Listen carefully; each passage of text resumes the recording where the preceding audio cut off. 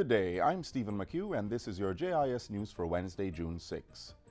Government will be restricting certain types of sugar drinks in schools starting next year.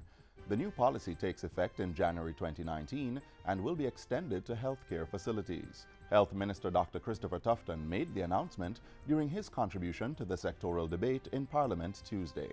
He says the move is part of his ministry's broader plan to decrease the incidence of lifestyle-related diseases in the country, including those connected to sugar consumption. Our children are suffering from an obesity epidemic, which is going to lead to significant health effects later on at our expense, but also at their and their families' expense and the future of the country's expense. And we need to do something about it, Mr. Speaker, and do something about it now. Minister Tufton says the new policy applies to drinks with sugar or syrup added by the manufacturer. It does not include 100% juices or unsweetened milk. He says meetings with manufacturers will begin next week, but adds that some manufacturers have already begun adjusting their formulas to reduce the sugar content. The Ministry of Education, Youth and Information and the Ministry of Health will work with manufacturers and distributors to provide the policy guidelines on what the requirements are for these drink products to be allowed in schools. Mining Minister Robert Montego says talks are progressing favorably as government tries to ensure that Windalco mining operations are not derailed by U.S. sanctions on Russian company UC Rusal. We particularly want to protect the workers, the environment, and the revenues to our economy. The sanctions prevent U.S. companies from doing business with several Russian entities and threaten secondary sanctions to non-U.S. persons knowingly doing business with them. In a statement to Parliament on Tuesday, Minister Montego said government was intensifying discussions with the U.S. Treasury Department about UC Rusal, which operates the Yuatan plant through its majority stake in Windalco. He warns that there are no guarantees. While the U.S. Treasury Department recently announced a delay in the application of the sanctions, it is yet to provide a full brief on the extent to which UC Rusal has complied. The threat to Windalco's Yuatan operation, therefore, remains. While negotiations continue, the mining minister says the administration is employing its best efforts to ensure that critical supplies are delivered to the Yuatan plant. At the same time, he says government will be seeking the banking sector's support while working with the Jamaica Bauxite Institute and the Ministry of Finance to prepare for contingencies.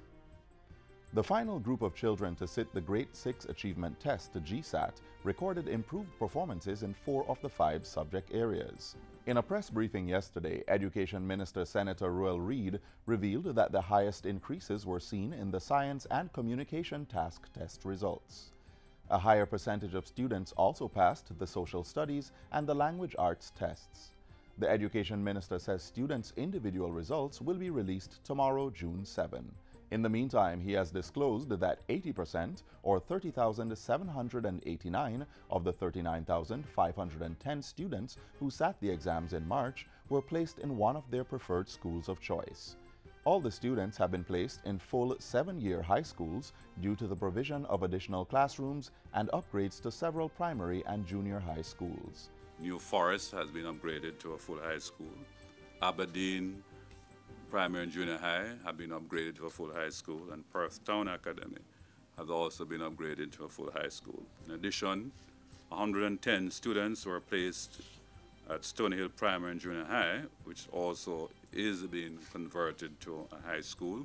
The results for primary schools will be available online at dpisonline.com from 6 a.m. on Thursday. School principals can collect printed results from their respective regional offices by 2 p.m. The ministry says school administrators should check the results carefully and communicate any concerns or queries by Monday, June 11.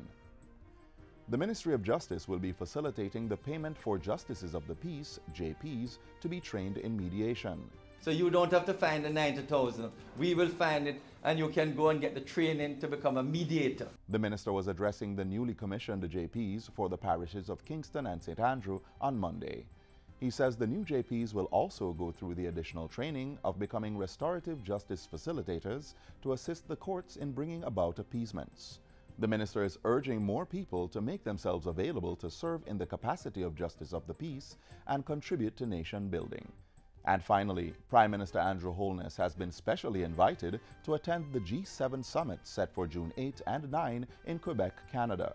The historic invitation, which was extended by the Prime Minister of Canada, Justin Trudeau, will make Mr. Holness the first Jamaican Prime Minister to speak at the summit with the leaders of the 7 most developed countries in the world. A release from the Office of the Prime Minister says Mr. Holness has also been asked to make a special presentation to the global leaders at the G7 outreach session and participate in an exchange with the leaders at the summit.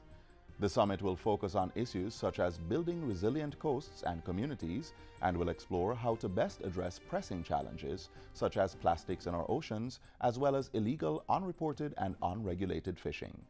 And that's it for JIS News Today. I'm Stephen McHugh. Thanks for watching.